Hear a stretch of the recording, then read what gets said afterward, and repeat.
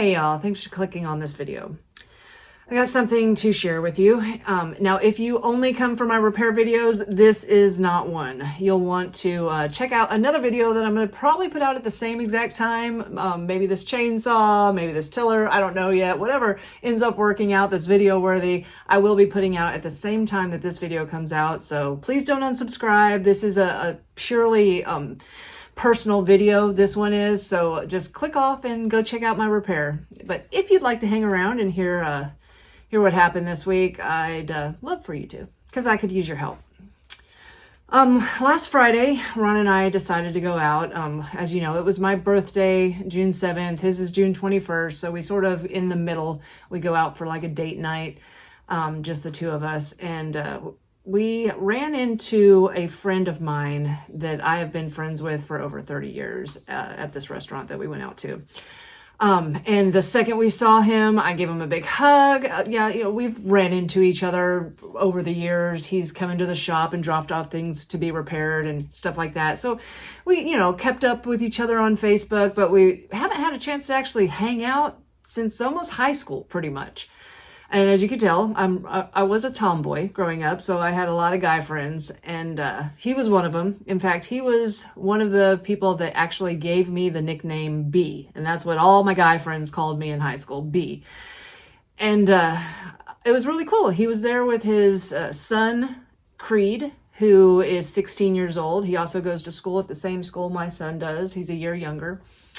And although you could tell by the look on his face, he was not enthusiastic about hanging out with all of us old people. He, him and his dad, they had their fun banter back and forth, and it was just real cute. And he had actually said that he knew who I was from last year whenever I went and taught a class on how to fix a pull rope to the Young Men of Distinction group in Hot Springs here. He was actually part of it, and he's like, yeah, you taught me how to fix a pull rope. And I was like, oh, well, that's pretty cool. So I got to know him, and it was my first time too, so that was pretty awesome.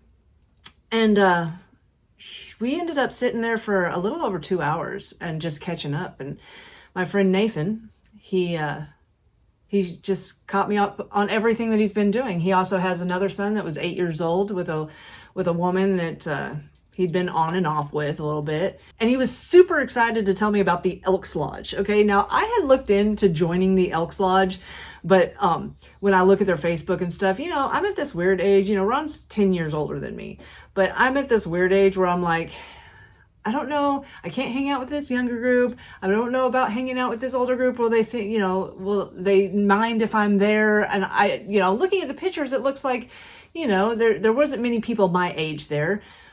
But then Nathan tells me he's been a member of the Elks Lodge for so long, and he's actually the vice president of the local chapter. And I was like, oh my gosh, that is too cool. I had no idea. And then he starts naming all these other people that are our age that are part of the group. And I got really excited. I'm like, oh, cool then. I definitely want to join. He immediately goes out to his car and grabs 2 applications, brings them in. I fill them out, and I'm like, yes, I'm joining the Elks Lodge. Ron and I are. Ron's like, we're joining the Elks Lodge? I'm like, yes, we are. And he was so excited that he had met his quota for the month. And I was just like, that's awesome, And we sat there sharing appetizers, and he was showing me on his phone the work that he does, that he's been doing for ever since we got out of high school, pretty much. So how long have we been out of high school? What is that? 28, 38, almost 30 years. So I've known him for over 30 years. And he actually was a borer, like, I don't even know the name of what you actually call it, but he bored holes, horizontally through the ground, gigantic ones that were like 10 feet, or bigger or smaller. I don't know, but he'd been doing it ever since he got out of high school. And he was, showing me these impressive boreholes that he had been working on, which was awesome. And we just had a really good time. And it was so fun being able to catch up with him after so many years. The only time that he got a little sad in what he was talking about was when he mentioned his 8-year-old son, and that the lady that he had him with, they had been a little off and on, and that, he had not been able to see his son in a few weeks at least, and that he was really disappointed because he had to get a paternity test. Even though he was on the birth certificate, she wasn't letting him see his son, and he was very disappointed about that. And you could see total tone change. But other than that, the night was great. He was happy. And we just had a great time. And he asked, he's like, hey, do you want to go do some karaoke? And I was like, yeah, that'd be great. And then Ron was like, oh, it's already, 10 o'clock. And we're like old, we're old now. We don't go out at all. So I was like, yeah, you're right. We got to take Xander to his ACT test in the morning at 8 o'clock. And we got stuff to do. So we're not going to go do karaoke tonight. So we walked with Nathan out to the parking lot. We both got in our vehicles. I watched him drive off. And that was it. The next morning, I go to pick Xander up from his ACT test. I'm at breakfast with a friend. I come back from the bathroom and she says, do you know Nathan Lynch? And I'm like thinking, well, that's odd. Maybe she is friends with him too after 30 years, since high school. And he mentioned that he hung out with us last night. And I was like, yeah, we hung out last night. And she's like, he's dead. And I'm like, no, there's absolutely no way. I mean, really? No. This is gotta be wrong. But no, that it was a police bulletin that 2 hours after we left from seeing him, that he went to his ex's, his baby mama house and was shot and killed by her new boyfriend that she had been dating for 3 weeks. So I don't ever tell you all about these kind of things. Y'all don't know a lot of the personal stuff. Some of my channel members do. I share, chickens and, updates about my kid. I don't, stuff like this really doesn't happen. But